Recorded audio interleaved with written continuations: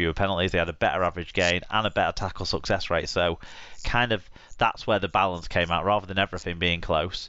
Do you want to tell us about the individual stats? Yeah, so for Leeds, Ash Hanley made 166 metres. Reece Martin with 1 try, 10 marker tackles, 7 tackle busts and 139 metres. Mikolaj Letsky with 135 metres. Cam Smith with 46 tackles. For the losing Huddersfield, Ricky Luatelli with 1 try, 161 metres and 2 clean breaks. Luke Yates with 1 try, 53 tackles, of which 10 were marker tackles and 141 metres. Innes Senior scored 1 try, made 155 metres and 2 clean breaks. And Danny Levi with 47 tackles, of which 13 were marker tackles. Yeah, we didn't hear from any Leeds fans after their first point in 6 games? 5 games, was it? But we did hear from Mark W, Huddersfield fan. He said, "We took a while to click, but take nothing away from Leeds, who actually played with some pace in attack. The best I've seen them all year. Eventually we dug deep and pulled back a point, and in fact might consider ourselves unlucky not to get the win with a very kickable penalty with the Tetevano late shot missed on the night. That said, a draw probably feels like a fair result." Yeah, Zane Tetevano, what a shock. Grade B late hit on pass, a 2-match penalty notice. The guy's a fucking liability. Yeah, I mean, why would you play him? Well, you don't get to very often, so. No, that's true. Mind you, again, players not being able to play, that's another thing that I probably shouldn't talk about. Yeah. It's not like an out of character thing though, is it, for him? It's you know. It's play a match, get a couple of bans. Yeah. Yeah. The other news line actually was Jack Walker. He went off during the game and will undergo scans on a hamstring injury. So we'll wait and see how long he's going to be out for. But that's a shame for young Jack. He's found his way back into the side. Yeah. It's hopefully it's not going to be too long an injury. But what hamstring injuries are usually a few weeks at least, aren't they? Yeah, just hard to judge, isn't it? Until they are one that could be anything really, aren't they? Well, Liam Marshall has been out for Wigan for 3 games, but 2 weeks. He's hoping to be back next week, so that'd be a 3-week layoff for him. And then you've got at the other end of the scale players like French and Field, and also at Leeds, the Harry Newman, who missed like 6 months with them last year. So yeah.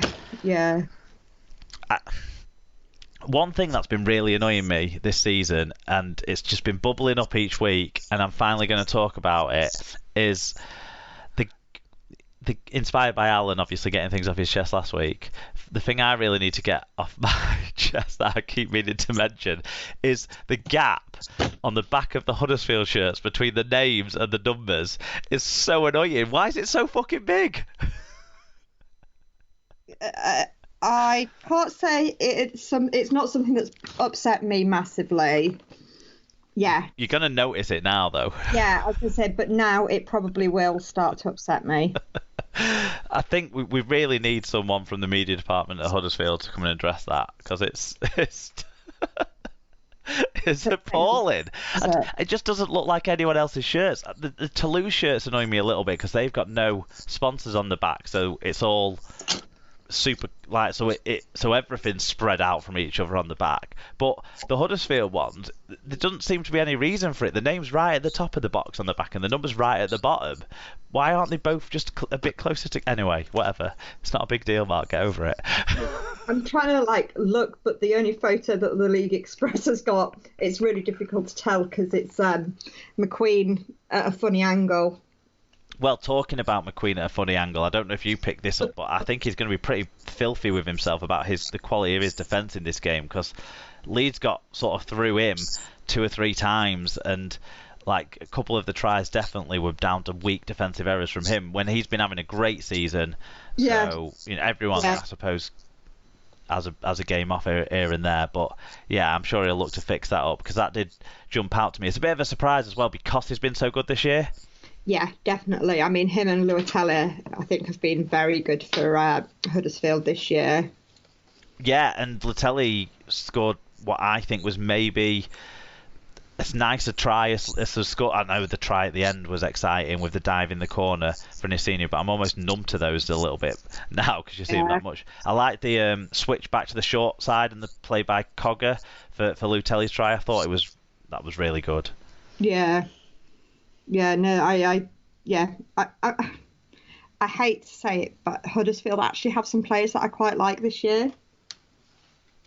And even players you don't like Chris Hill, are doing a good job, aren't they? Yeah. Yeah, players that I feel like I should be positive about. And I think one of the I know they didn't win over Easter, but one of the impressive things is they've got people coming in performing when big names are out injured as well. Like McGilvery's been out, but it actually looks like Ash Golding has had a pretty decent spell whilst he's been out. And Innes Senior, unheralded, really is not a fan favourite or anything. But he's had a couple of good games recently. Yeah. I mean, Leeds must be absolutely pelting themselves, but also ruin their bad luck. That they were 20 points to 10 up, weren't they, with 4 minutes left or something. And then Luke Gates's try that came in. It was, they were trying stuff at that stage. So there was an inside ball by Huddersfield, but a Leeds player knocked it down. Yeah. Didn't he? But he knocked it down so hard that it went past all of his fellow defensive line, and Theo Farge was the quickest player to react, pick it up, and then put Luke Gates in to score, which that was pretty rough on them. And then obviously pretty remarkable for the Giants to be able to get so quickly back up the field and tie it on the hooter. They had a chance to win it, but Lola here put the kick wide. And I think at that point, checking Twitter, I was like, well, the radio's going on here. Rather listen to the golden point on the radio than the interviews from Perpignan. Yeah, and yeah, I mean, according to the League Express Times, it was actually the 78th minute when Yates scored. And as a Leeds fan, you've got to be sick at that point because you think 10 points up with 2 to play. You just that's a no-lose situation, isn't it? Yeah, and I think they also had the more opportunities in Golden Point as well. I don't think any of the teams had a great chances at drop goals. They were pretty long range, the ones that were made, certainly in the first 5 minutes of Golden Point. But then the Giants actually had a really good chance in the second half of it. Lutelli had made a break, but went to pass it inside to get a try to win it, and the pass was a bad pass. It went to ground. I think it sounded like if he'd have taken the tackle, then the Giants would have been in good position to have a closer range drop goal. As it happens, Leeds got the ball back, got to go all the way up the other end, had a chance themselves on the hooter. The drop goal was so bad that it kind of went short, but it then meant there was a chase on for the ball as it was bouncing in the in goal. But Huddersfield got to it first, and it was a draw. Yeah, which sometimes is the fair. Well, I think a draw very often can be the fairest result, can't it? It can. I do enjoy Golden Point when it's games that doesn't involve my team. Yeah. Because there's an element of excitement there, especially when it was Leeds after being so far ahead and not won for ages. There's that element of mischievousness to it as a fan of how are they going to mess it up now? Any club over the Leeds, exactly. And I'm sure it'd be the same for Leeds fans listening if it was Wigan or St Helens in that position. Yeah. But yeah, so I enjoyed the excitement of it, but I do think it's not deflating when that 10 minutes ends with no one winning. I don't think so. Fun stuff over at Headingley. Warrington and Salford, massive rivalry. They played on Thursday night as well. It was Warrington 32, Salford 18. It was 16-6 to the wire at half-time, so they just solidified what they built on in the first half. 8,486 there. Jack Smith was the referee. In terms of the stats, Wire had 107 more metres, made it 1.4 metres per carry better average gain, with 7 breaks to 1. They were obviously way more dangerous than Salford were. They also had a 3.1% better tackle success rate and conceded half as many penalties for a comprehensive win. Yep. Sorry, just 1 second. In terms of individuals, Ben Curry had one try assist, 9 tackle busts and 183 metres. Toby King with 3 tries and 136 metres and 3 clean breaks. Rob Mulhern with 130 metres. Peter Matautier with 112 metres and 3 offloads. For Salford, it was Ryan Brierley with 1 try assist and 125 metres. Tim Lafay with 111 metres and Ken Sear with 1 try and 101 metres. Yeah, the obligatory kick to the corner for Ken Sear to score. Yeah. Seems to happen every Salford game. First of the fan views, EFC78JU said, after the past 2 games, that is more like it, but we just need to stop conceding on the hooter now and go to Humberside and get another 2 points on Easter Monday against Hull FC. The thing I didn't expect was Fan at full time giving Toby King Haribo's for his first hat-trick. Brilliant work. Why are we go again? Oh, I couldn't do it without a breath, sorry. No. You see, the entire whole team used to get Haribo's and things pre-COVID before you had to stop throwing sweets on the pitch. And it was just bottles of piss. No, that's what the Rovers fans throw on the pitch. Well, they don't have any toilets, do they? Do you know what people need to stop doing? They need to stop in the fan reviews on a Easter weekend, or in fact any time.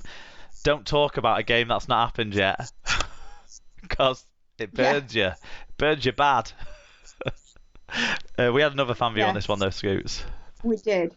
Rich Owen said it was a good game to watch and a good atmosphere at the Halliwell Jones. I know there'll be tougher games to come, but the team seemed more together and fighting as a team, which hasn't always been the case this year. Thought Curry, Mulhern and Cooper had strong games, with King and Ashton, who took their tries well. On to Hull on Monday. Tough game. Come on, the wire. Yeah, I mean, to say Toby King took his tries well, someone thought it was Christmas rather than Easter with the gifts that they were giving to him for the tries that he scored. The first try, no one tried to tackle him, running out of dummy half. And then the second one, no one tried to catch a ball, so he just let him take the kick. Yeah. And I don't think his hat-trick try was particularly difficult to score either, but at least for him anyway, at least there was some great passing play that led up to it, and then he ran a really good line actually to find a gap, but no one was tackling him again. But yeah, it did seem fairly easy, and like EFC alluded to, Salford made it look less of a hammering by scoring very late on, really. Yeah, because a lot that I've seen by Salford fans on Twitter and stuff was going on about how it's, one of the worst performances that they'd seen and blah, blah, blah. And then you look at the score and you think, well, it's only 14 points, but I don't think I'd realised that they had, that they scored right at the death. Yeah. And actually 32-12 is getting to the point where you think, yeah, that is poor, but 32-18, not so much. No, exactly. Tim Lafay was in the stats there. It turns out, though, unfortunately, he's set to miss up to 5 weeks with a broken hand. That's a real shame, although I suppose in a weird way, good timing with Callum Watkins being back in contention. But that, Lafay has been a threat for Salford this year and an entertaining player to watch. Yeah, I mean, they're another team, aren't they, like Wakefield, that, seem to be doing really well. And then, well, I suppose they won 2 matches, didn't they, really? But it felt like they'd started the season way better than anyone expected, and then they've obviously come back down a bit, haven't they? Yeah. Okie dokes. On to Good Friday then, the actual proper rivalry round games, shall we say. not taking anything away from Wakefield Castleford, it's just only one of the rivals turned up at all in that game. Hull KR versus Hull FC. 10,300 were there in a sold-out crowd at Sewell Group Craven Park. Is that what it's called now? James Child was the referee. It was 4-4 after a tightly contested first half, but Hull KR were able to stretch away in the second half and win 16 points to 4. In terms of stats, this game had the most tackle busts,